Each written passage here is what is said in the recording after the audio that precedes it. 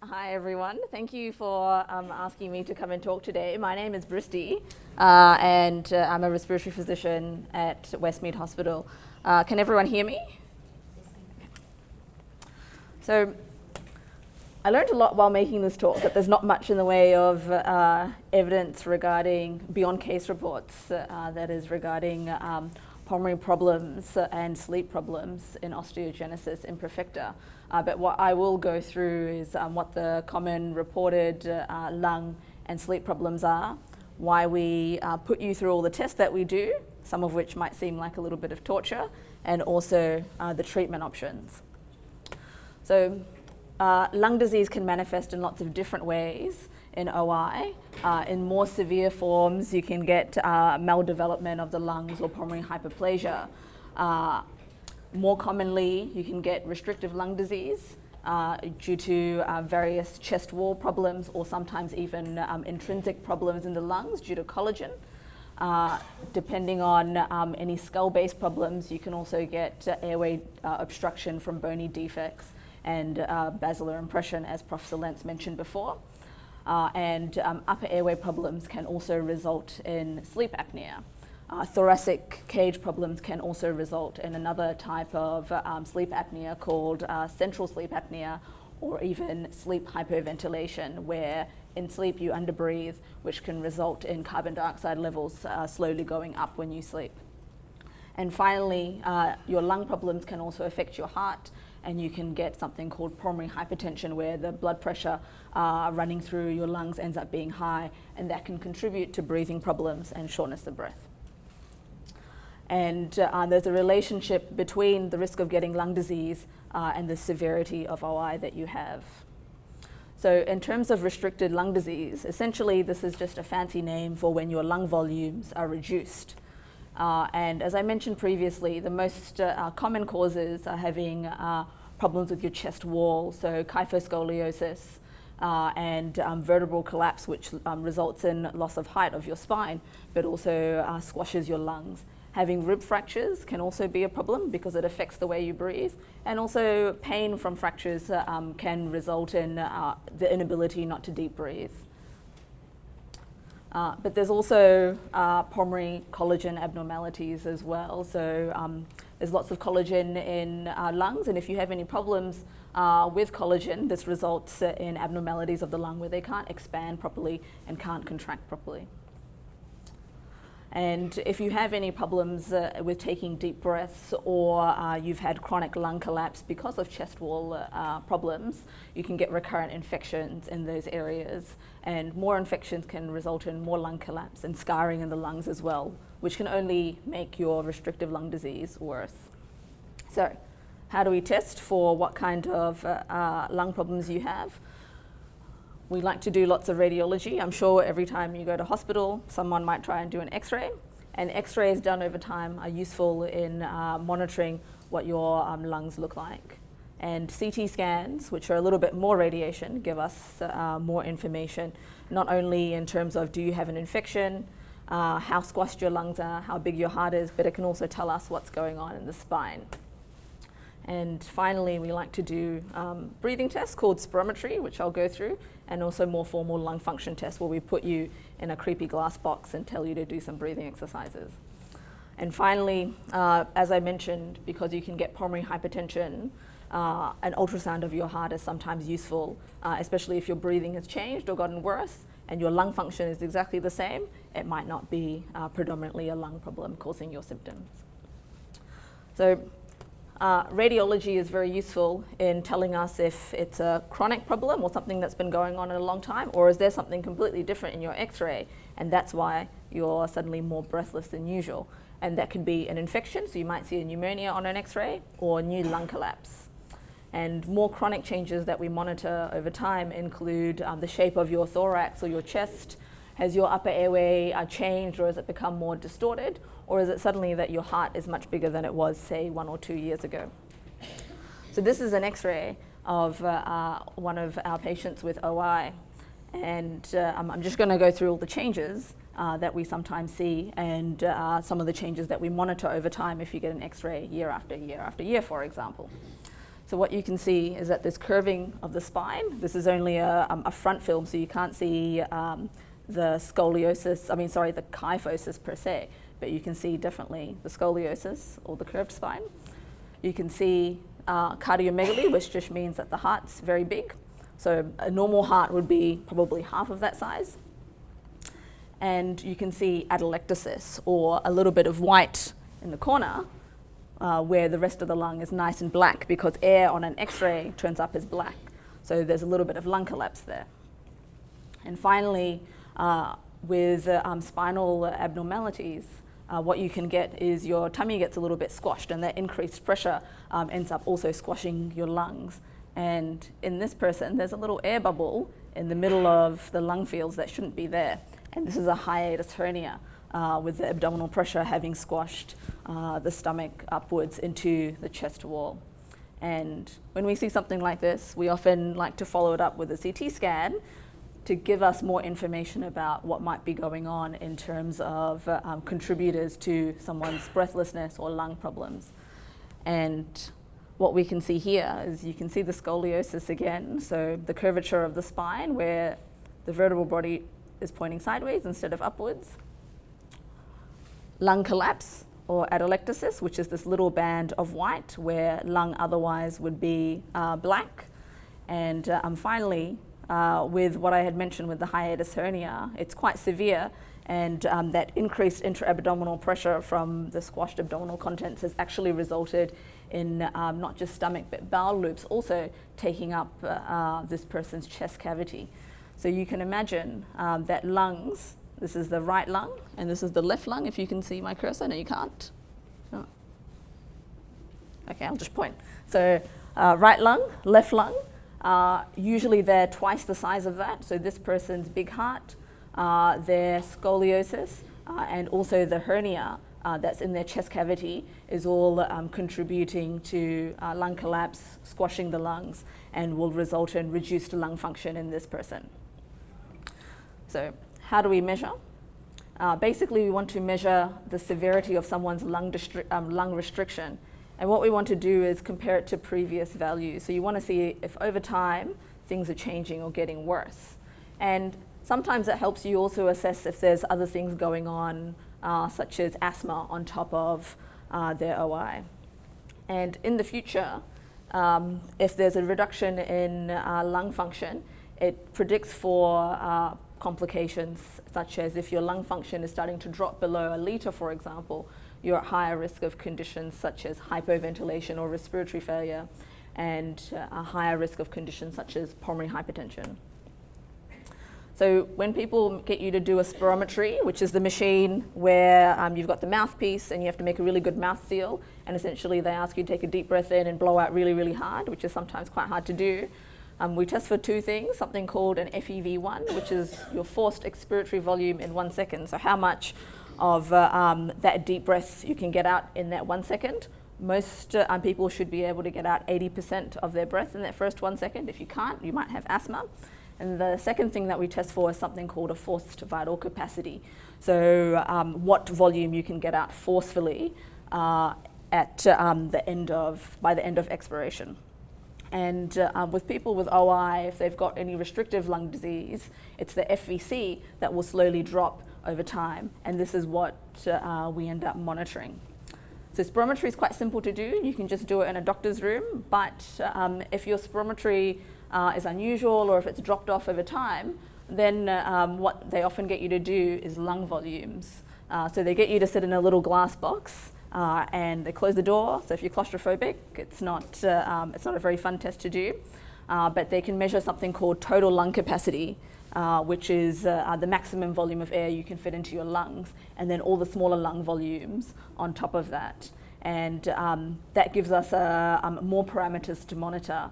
And over time, either we can see if your total lung capacity remains stable or if it starts reducing over time.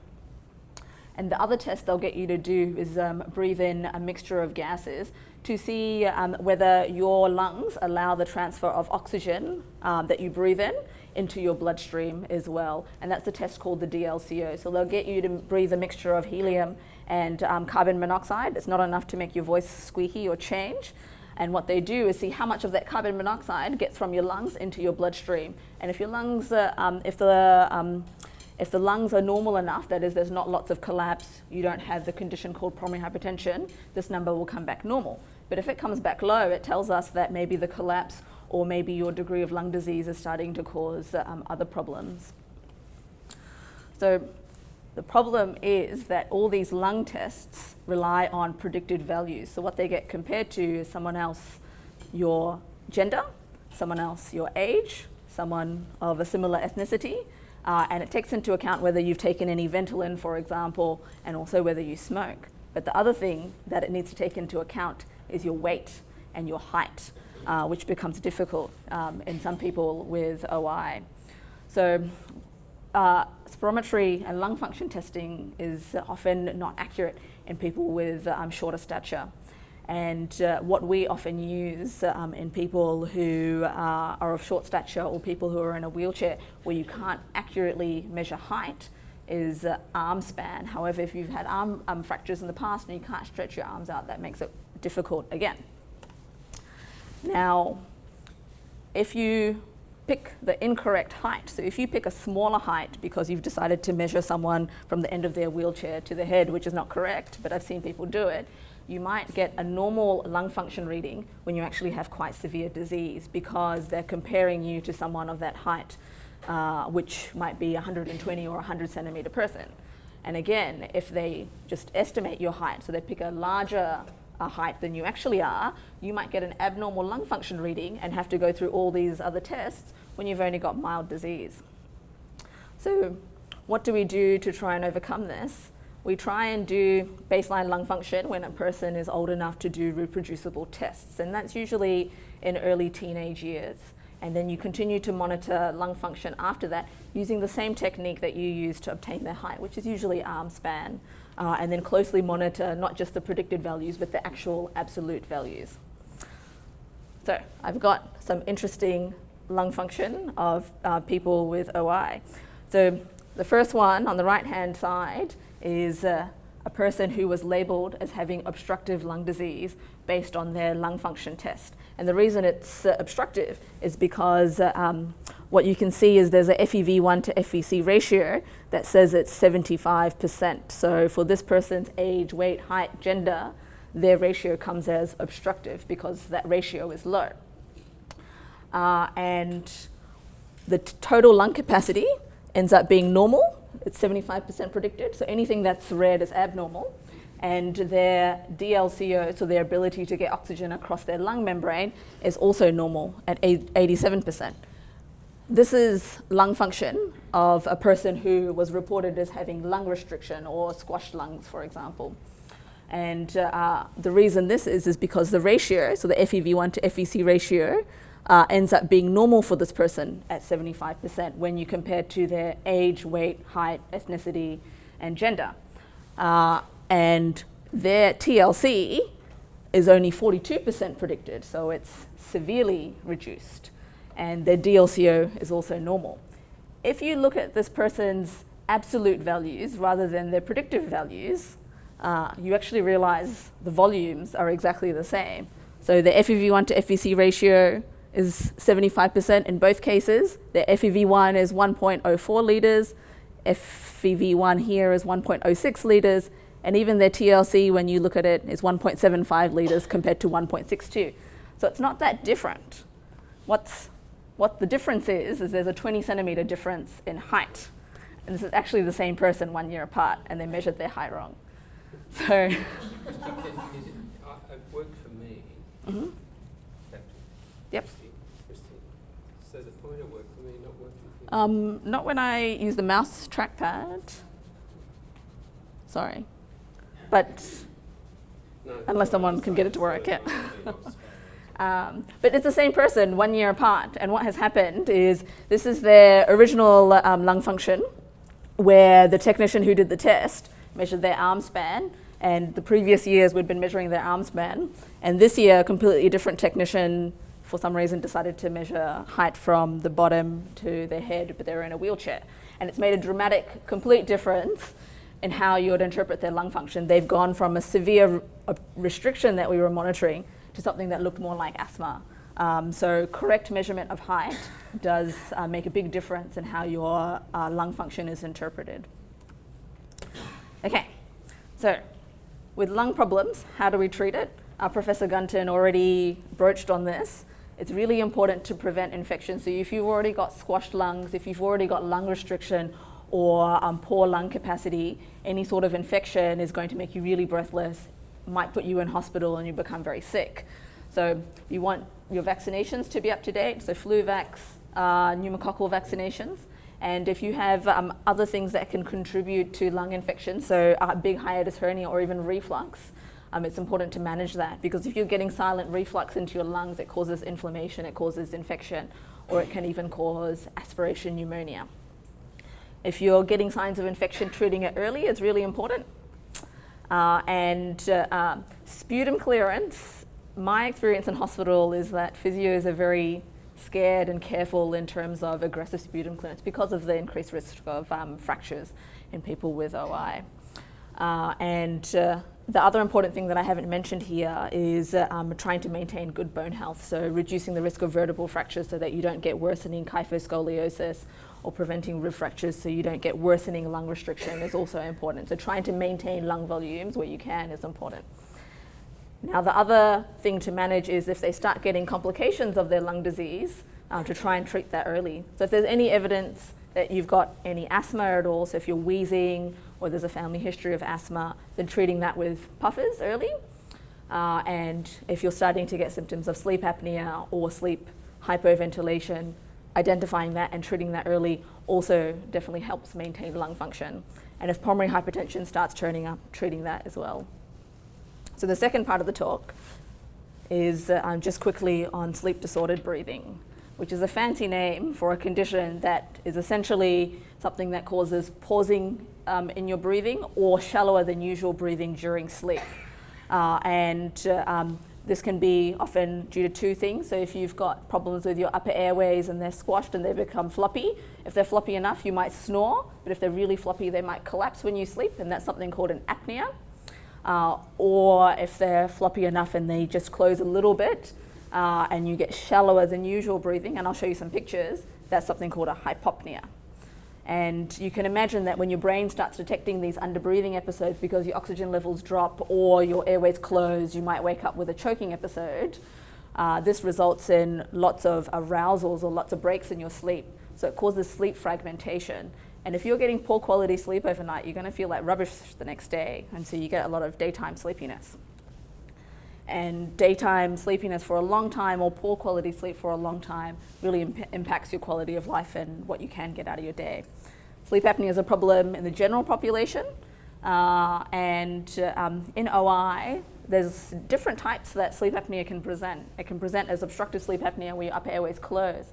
But depending if you've got problems with your skull base and basilar impression, you can also get central sleep apnea from neurological problems because your parts of your brain control your breathing. And if you've got heart problems, that can also cause a type of central sleep apnea as well. And finally, because lung restriction results in you breathing at lower than normal lung volumes, especially if your FVC starts getting less than a litre, you can hypoventilate or underbreathe during sleep because of shallower than normal breathing. And that can result in your carbon dioxide levels slowly going up.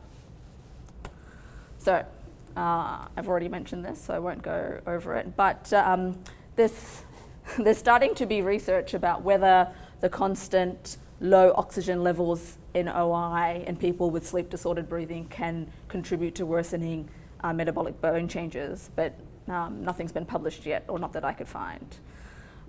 This was just a study where they compared sleep symptoms in those with OI compared to the general population where they were age matched. And what it showed is that everyone was fatigued, everyone was sleepy due to lifestyle or whatever, but people with OI had more sleep-related symptoms, so more snoring. They were noticing, or their partners were noticing pauses during sleep.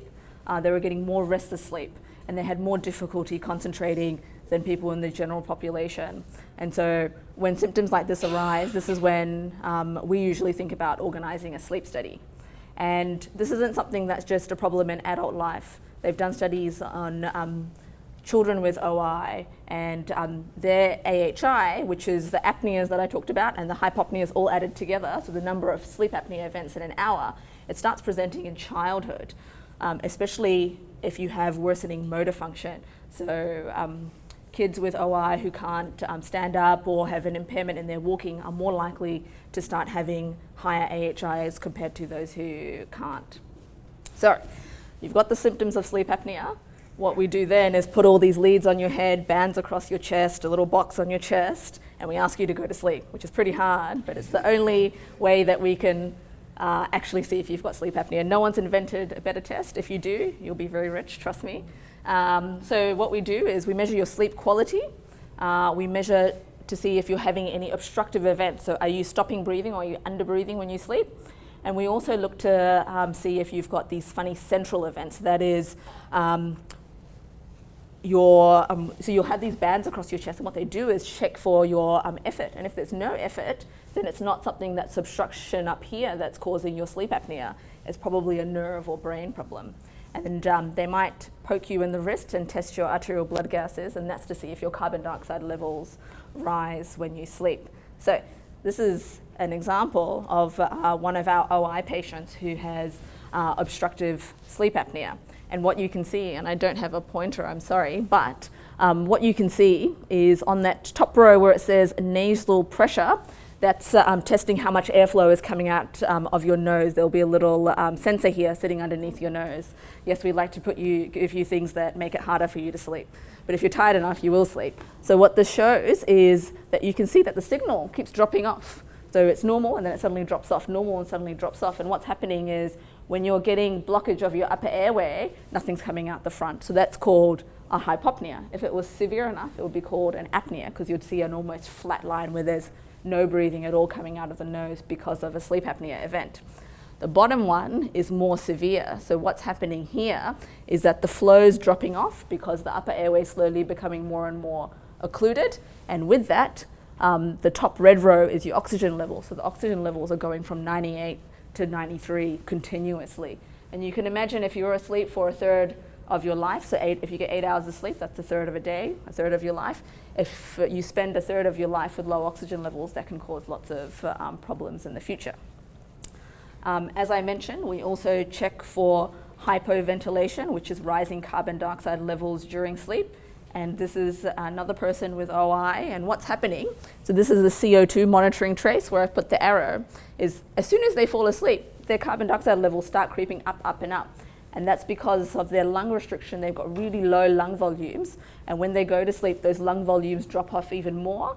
If you can't maintain a certain respiratory rate or a certain breathing volume when you sleep, you can't blow off your carbon dioxide levels effectively, and then they start rising.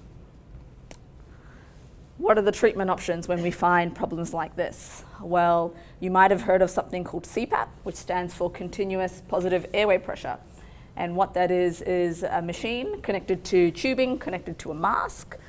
There's lots of different types of masks, smaller masks that just go under your nose or on top of your nose, or a bigger mask that covers your nose and your mouth. But it works like a reverse vacuum cleaner. Instead of sucking, it blows the pressure into your upper airways. So if you've got narrower upper airways or floppy upper airways, that pressure splints that open and stops them from collapsing. So it gets rid of those collapse events, or it gets rid of those apneas or those hypopneas. And by keeping your airways open and your airways not collapsing, then you're not constantly having those awake events overnight or reducing your arousals overnight. You also might have heard of something called BiPAP, or bi-level ventilation. So CPAP is where there is a single pressure that's given to keep your upper airways open, and BiPAP is different, where it's got two pressures. It gives you one pressure when you breathe in, something called an IPAP, and it gives you a lower pressure when you breathe out. So the difference is, by giving you a lower pressure when you breathe out and a higher pressure when you breathe in, it's sort of mimicking ventilation or mimicking breathing. And what it does is by mimicking breathing, it helps blow off the carbon dioxide levels. So we use that for people who've got sleep apnea with rising carbon dioxide levels. And because we like to do a lot of tests to determine whether you need CPAP or BiPAP, we might do another test with either CPAP or BiPAP to see what pressure you need to keep your upper airways open, or what the best pressure is to keep your carbon dioxide levels normal. And the same person that I showed before, where you can see in the top row, as their flow drops off, so they're having a big obstructive sleep apnea event and their oxygen levels go down, that's the top picture. The second picture shows the person's CPAP study. So we actually put them on CPAP during the night, and what you can see now is that there's no dropping off of the nasal flow. It looks now nice and straight rather than constantly waxing and waning, going up and down, and their oxygen levels remain stable. So this person only needed a CPAP pressure of between 6 and 7 just to keep their upper airways open and stop them from having the sleep apnea events. And we can prove this on a study, but at the same time, after this person started CPAP therapy, their symptoms of sleepiness and poor quality sleep overnight also dramatically got better as well. So I've talked about a lot, so I'll just mention 3 take-home points. In terms of OI, there's lots of different types of respiratory disease, but most of the time they all come in combination to cause lung restriction or low lung volumes. You can also get different types of sleep disordered breathing with OI. It's really important to correctly measure lung function with a correct measurement of height or a correct measurement of surrogate height. And this is the measurement that should be consistently monitored so you don't get weird variations or incorrect variations in your lung function measurements. And sleep study testing is useful, especially if you're symptomatic, and it helps us assess how your lung disease is affecting your sleep so that we can prescribe the correct treatment. Thank you. Any questions?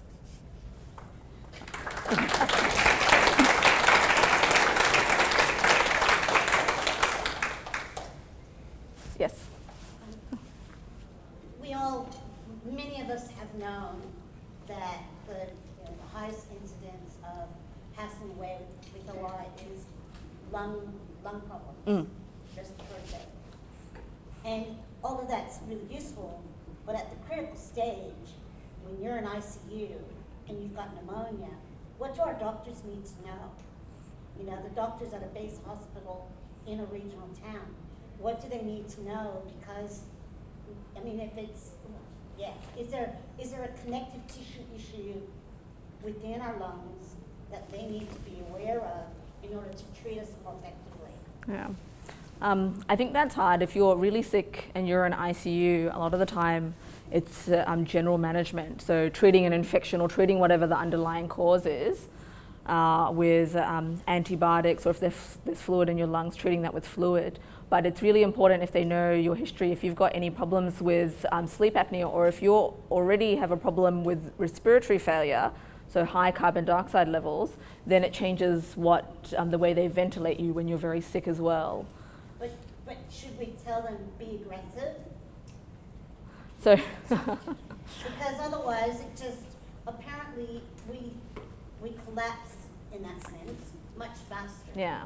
So I think if you're starting to get sick from a respiratory problem, you want to be aggressive very early on rather than aggressive later. So you want to hit whatever it is that caused you to become really sick hard really early on. So antibiotics early, whether it's antibiotics tablet-wise or through the drip, and starting ventilation early. So trying to prevent lung collapse from worsening is really important, especially if you ended up in the ICU. So yes, I think if you're going to be aggressive, you want to be aggressive in those first 48 and 72 hours. And I can't be certain for regional centres, but certainly in bigger hospitals such as Westmead, we're quite aggressive in the first couple of days, and then it depends on what's evolved or what we found out after those first couple of days on whether the treatment changes or how we continue. Just to sort of go on from that, I know I'm very careful about letting sick people near me, because I tend to, like, if they've just got a little cold, I'll end up with pneumonia. But the problem that I sometimes have is I'll go to the doctor and they won't want to give me antibiotics because it hasn't quite developed. So is there anything you can suggest to maybe how we can educate our medical team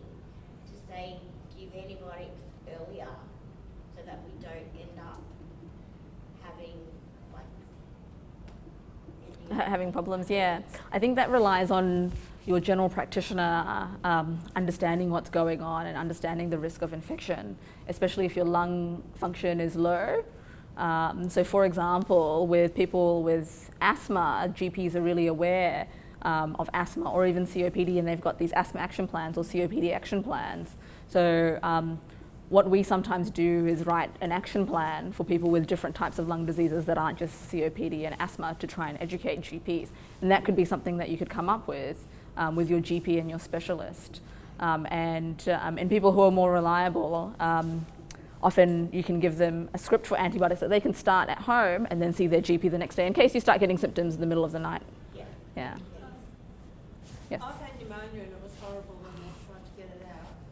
But should we be able to carry a card to say that we've had pneumonia or that we're liable to this? And so if we carry something like a medical card like that, the doctors, as soon as you feel, like I was in ICU earlier this year because of a bowel obstruction, that was because my lungs were being Squash your lungs, yeah. And I've got to sleep with a reflux with my head up and protect my neck. But they're the sort of things we should carry something on a card. And so if we at least say, well, I've got brittle bones, so these are other complications, instead of having to start from scratch and going backwards. Yeah. I guess a card would be a good idea, but then if you're really sick and you've ended up in hospital, you have to be able to whip that card out somehow. No, but you'd have it in your purse with you. Yeah, but that means that they'd have to look through your purse and look for it.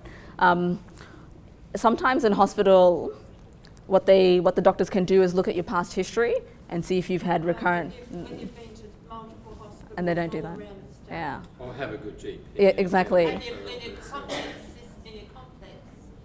Bristi, we know you have to get away and we've held you over. That's okay. Question. Oh. Sorry, one more question. Yes. Sorry, just had a question. So I wore a very tight corset for many, many years. So did you look into lung restriction for people with OI who wore a tight corset? And is it common that causes lung restriction as well? I don't know if there's any evidence behind that. I guess all I'd recommend is if you're in a brace or a corset, is that you continue to regularly monitor the lung function and see if it's changed. The main concerns are if your lung function starts dropping off and starting to become less than a litre, that's when we'd get worried. But if it maintains and you don't have much in the way of symptoms and it hasn't changed a lot, then that's something that I'd be less worried about. But I don't know if there's much evidence out there about how much more that contributes to lung restriction, yeah. But that's something that I just continue to monitor over time, if anything. Thank you. I think it's been really fabulous having you here, Bristi, because that was one of the questions that we had certainly at last conference, and it comes up time and time again. And I guess for me, as a society, what we need to do is take action about getting some of these documented down so that you do have something to take to your GPs or to the hospitals if you're there. Make sure that it's on your national health record. That's what it's there for. So it doesn't matter which hospital you go to, it should be there. So